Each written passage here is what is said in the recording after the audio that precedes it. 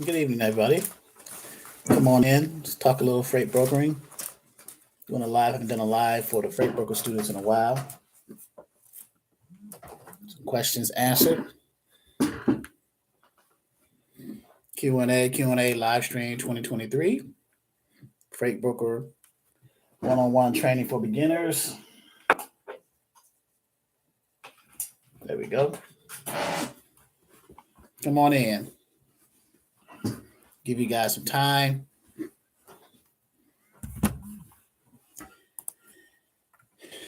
Q&A. Shoot away. Questions. Freight broker one-on-one.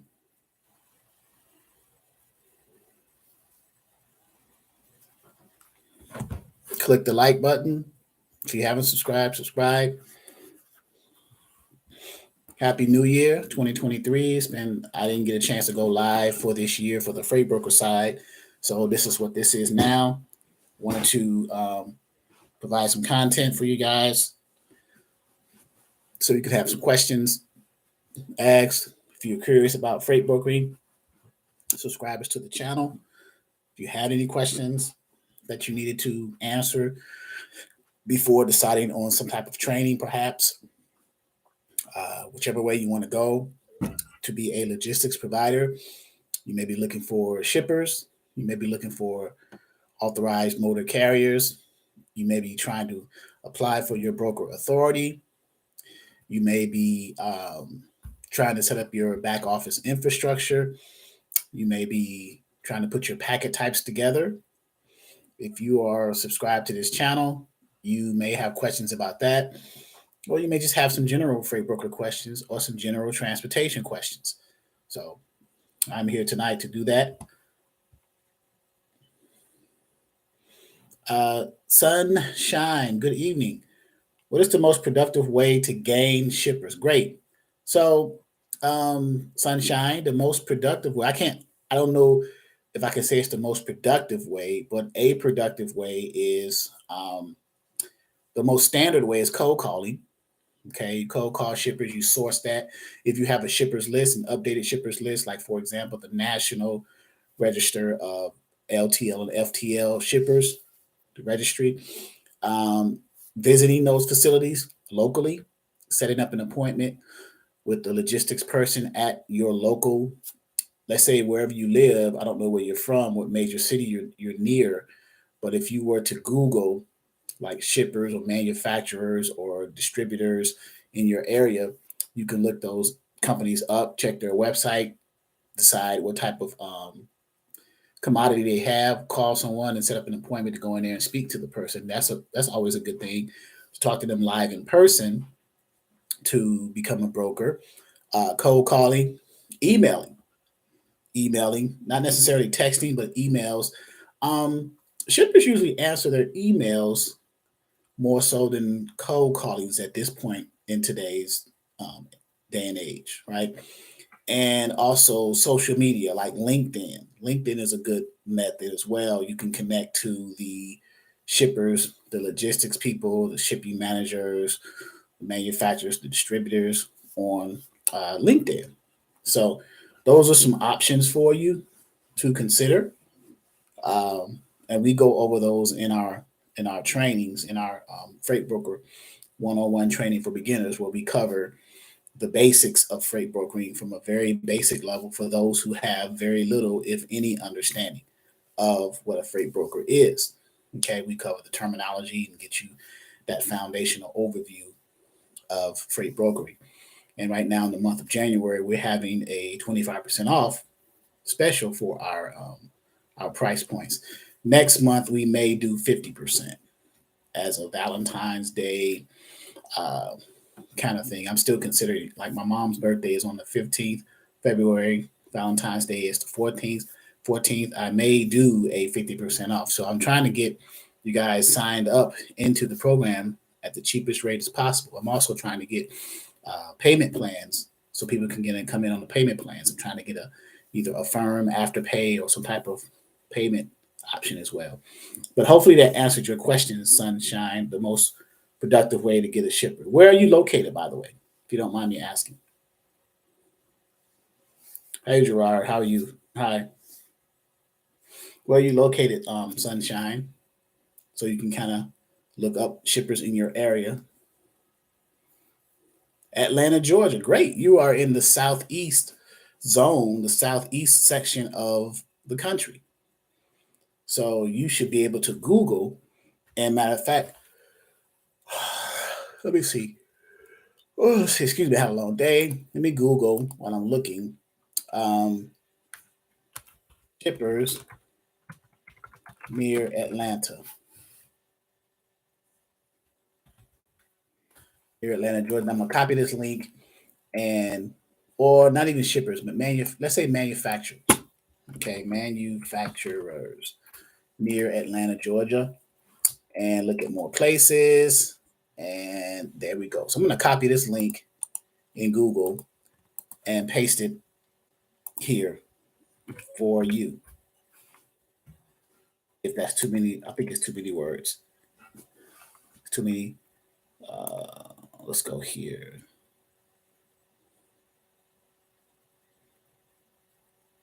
See if that will work. Okay, so you're welcome. Gerard said we miss you. I miss you guys too. I haven't been on the live on the freight broker side as much as I have been on the dispatcher side.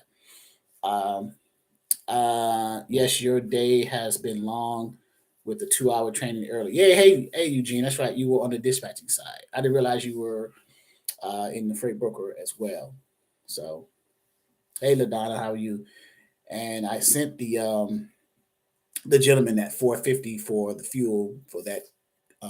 One of our dispatchers carriers went through a process a bad experience, so we kind of reimbursed him for that. So if you haven't clicked the thumbs up, click the thumbs up. I see 7 in here, but 2 thumbs up. If you click the thumbs up, please, to like this broadcast. So I'm just doing a general welcome, the first live on the freight broker side for this year. I'm sadly, I waited 22 days into the month, but I apologize for that. Happy New Year, freight brokers, the subscribers.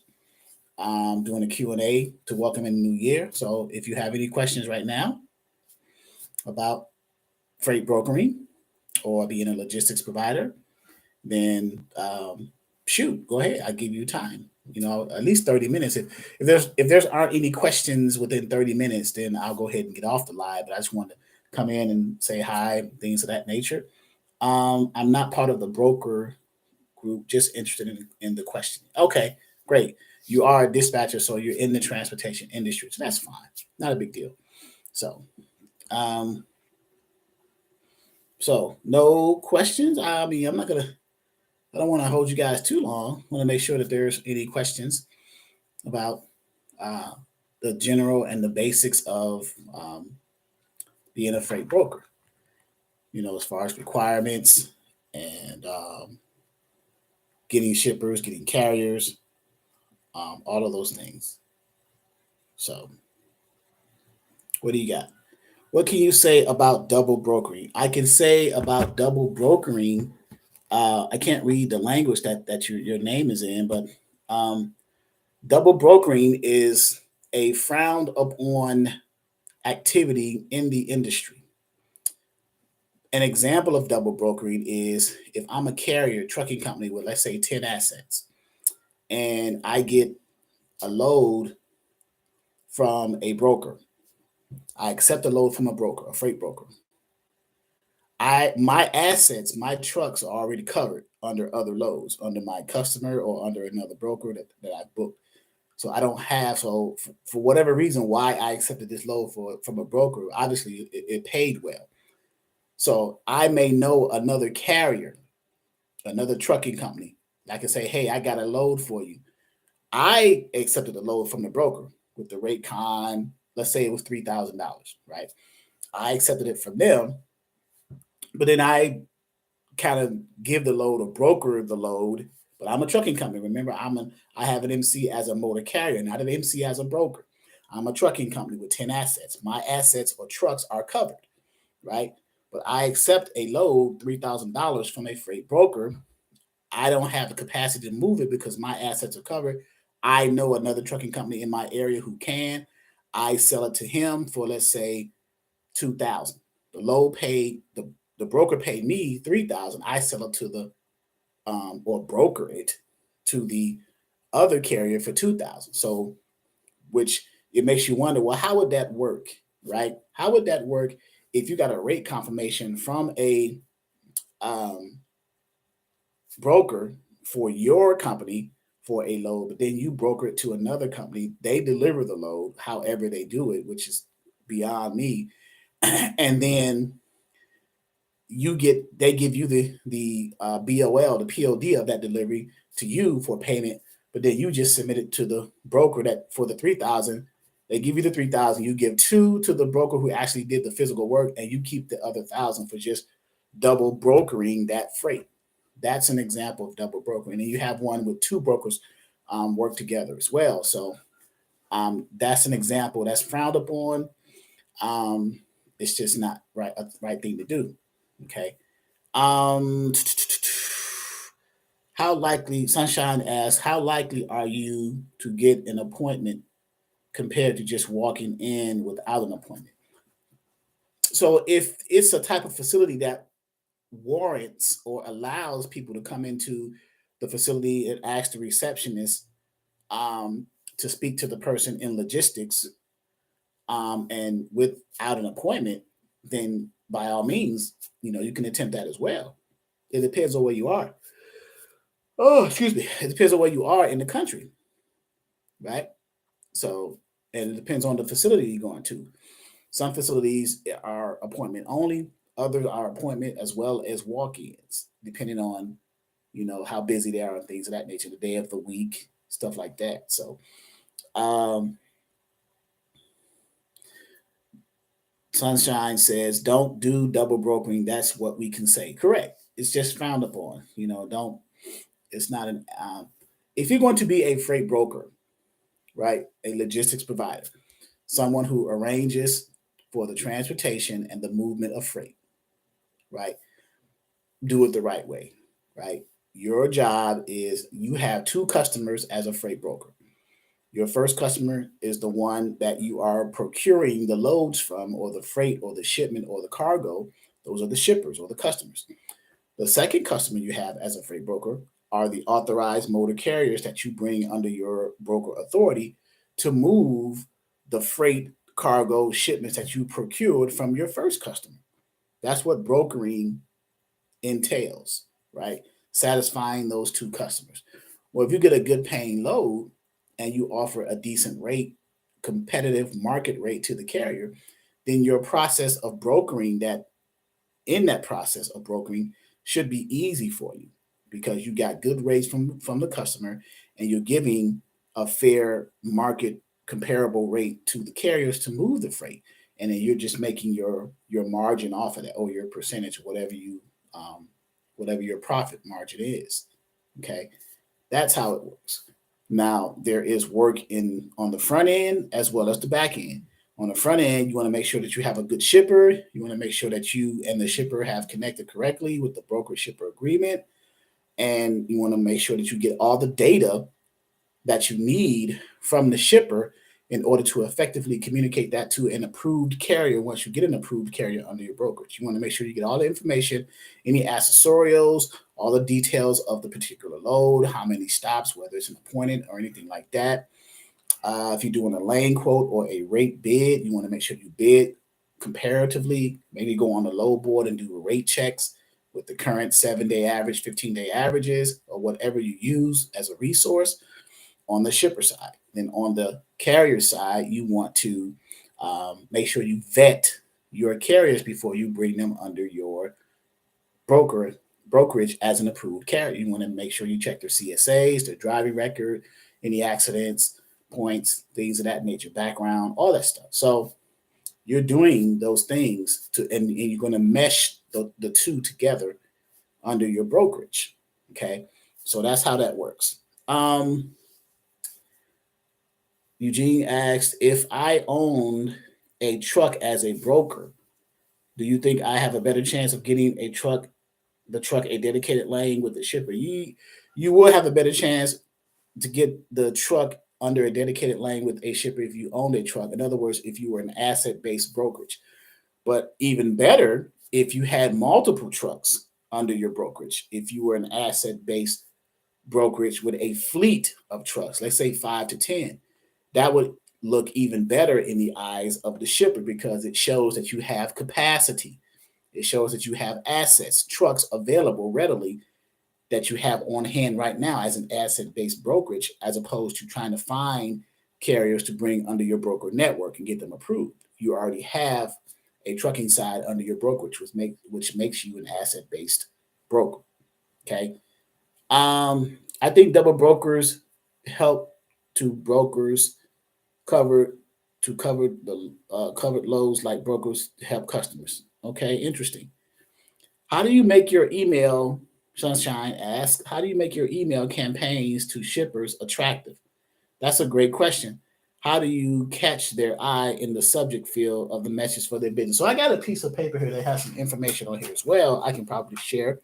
So you want to mark as a freight broker, you want to market your business, strategy, sales, prospecting. That's essential.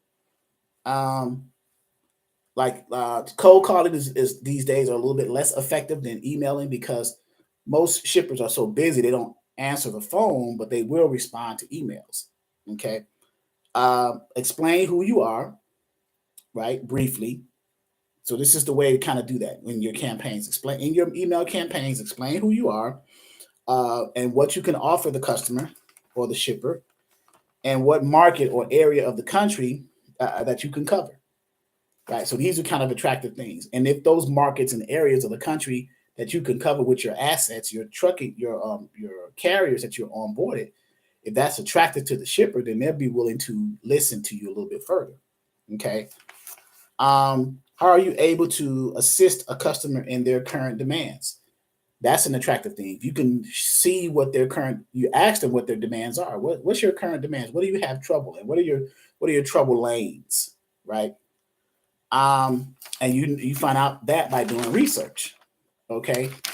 You do research on the customer before you email them. You want to get as much data about and analytics about the customer as possible. So so you are a company or an entity looking to partner with them in order for you guys to grow together. Okay. That now all of that what I just said, you just got to figure out how to put that in strategically in an email campaign to kind of draw their attention.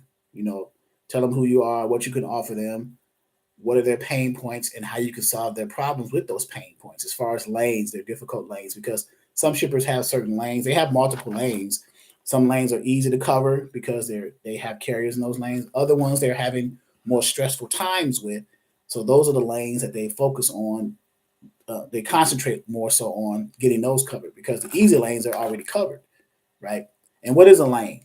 A lane is any pickup location to a delivery location. So from origin to destination, that is one lane. For example, I'm in the area of Norfolk, Virginia, and go down to Atlanta, Georgia. That is one lane. That is one line haul lane.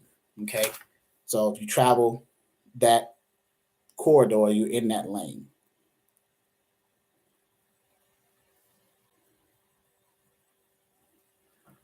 So, okay. Let's see the other question. How do you make your email? Okay, thank you. How do you determine what area would be your market area as the broker? Well, typically you start with if I was a broker, if I was brokering again, I would start with my domicile state and residence where I'm at, right? Because I can make myself physically available. What better way to be available to the shippers when you can be physically on hand to them as opposed to just over the phone? And then another thing is you want to look into markets where freight moves inbound and outbound very frequently.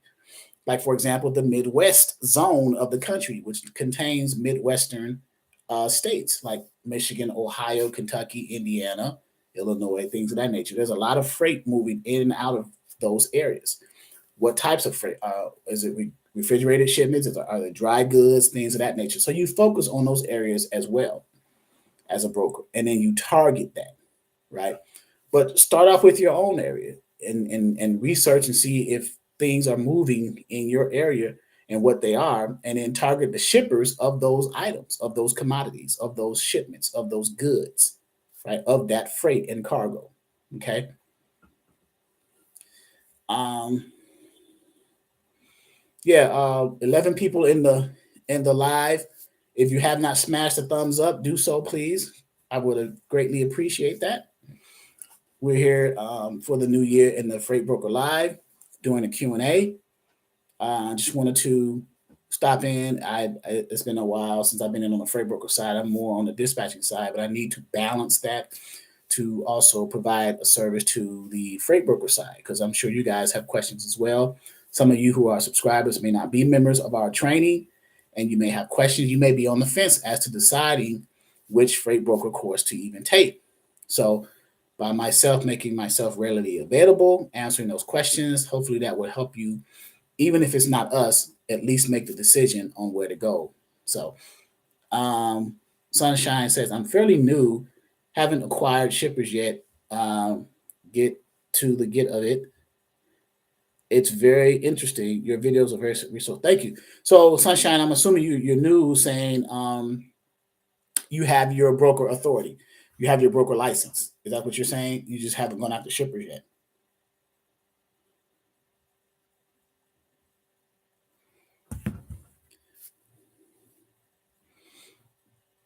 It says I'm fairly new, haven't acquired shippers yet. So haven't acquired shippers yet. It said I've had my authority since April 2022. Okay, so what is that? 4, 8, 12, 13 months. I'm sorry, 9 months. I'm crazy. 9 months. April from 4 to 12 is 8 plus January. So not about 9 months. So yeah, you should be. I'm assuming you're working on your. Are you working on your packets, your broker packets, the broker shipper packet, and the broker carrier packet? Okay, so you got your authority in April and you started cold calls in October. Okay. So you waited 6 months after your authority? Interesting. That's fine. I mean, it's okay. I'm just saying it's interesting. Um, and then I was mentioning your packet types. Your broker shipper packet, the contents of your broker shipper packet, and your broker carrier packet and the contents thereof of that. So when you send out those packets to both of your customers, right? You want to know what to put it in. Like if you were to send, if I was a shipper and you were to send me, and I would say send me your information, what would you include in your packet? What are the things that you need, the bare minimum to send a shipper? Remember, shippers are not going to read the whole thing like a novel. Or they just want the bare essentials. Same thing with the carriers. When you are onboarding carriers, what are the contents of your broker carrier packet? So okay. So you should be able to itemize what those things are, right? Broker. So in the broker shipper packet contains the broker shipper agreement, right? It should contain, if you have insurance as a broker, right? Your bond, showing that you have a bond and showing that you have your broker authority, right? And if you have factoring, your credit app, right? So those are the minimum, and maybe a little small profile of your brokerage, like an introductory 1 page small profile. That's the bare minimum. That's enough that a shipper needs to see as proof. They're mainly looking for that you qualify to be a broker, which is your bond, which is your authority. I'm sorry, and that you have a bond. Having an authority should cover it. You may not even need to have the bond, because the fact that you have a broker authority implies that you have a bond, because a bond was one of the requirements to get your authority, right? If you understand what I'm saying, correct? So, so I would say just the broker license, and maybe a brief profile, your insurance if you have it, your W-9, and maybe your credit information for your from your factoring company. So that would be on the broker shipper side. That's a bare minimum that the shipper needs to see as proof that you are who you say you are. Okay. And on the broker carrier side, the broker carrier packet, you want to give a brief profile about who you are. Um, you necessarily don't need to have your broker authority in the broker carrier packet, but you do want to have a carrier profile for the carrier to fill out, and then you want to require the carriers to send you vetting type of information so that you can vet them like the shipper vetted you as a broker. You want to vet the carrier as a carrier. So you want to see a copy of their MC authority, their W-9, their certificate of insurance, and if they are using a factoring company, a credit app to run the credit on you, just like your factoring company had a credit app to run the credit check on the shipper. Okay, so those are the packet minimums, if you will, that should go in your packet. So I'm assuming you're setting up your back office infrastructure, maybe load boards, maybe a potential in the future. You may not need a TMS system now, transportation management software, because you haven't incurred any revenue to substantiate that potential expense that you're going to incur when you purchase a subscription to either a load board or a TMS system. Now you'll probably need a load board prior to needing a TMS system. TMS system is a transportation management software. For those who don't know, it keeps track of all the data in like an internal database, and it meshes things together. You can manipulate the data, the carriers, the shippers, the loads. You can build loads in there. You can build BOLs, accounts receivable, accounts payable, any type of management. You could do it in the transportation management software. It is a combination of a customer relationship management CRM and a content management CMS kind of meshed together. I live in Nevada, Eugene said, and I only see those triple tanks hauling around town. However, they don't seem too promising as I never see you speak on them much. Right, because we are talking about, Eugene, we're talking about basic dispatching right now with the basic three major equipment types: dry van, flatbed, and reefer. As you get the concept of dispatching kind of like down to a science or maybe even repetitive enough, then you can venture off into those like special equipment types, like the heavy hauls or the tanker endorsements or the hazmat and things like that later on. But our job in brokering is to get you brokering freight that goes on those major equipment types first, just to get your feet wet. And then you'll move. Now, if you happen to get a shipper who needs an equipment type such as a tanker, because their commodity are goods and shipments that go on tankers, then now you're in that position. You're going to be forced to learn that, right? When you weren't really prepared, which is kind of good. It's kind of good because the shipper will help you as long as you guys will speak to each other and talk to each other. You'll have a good conversation there. Okay, so any other questions?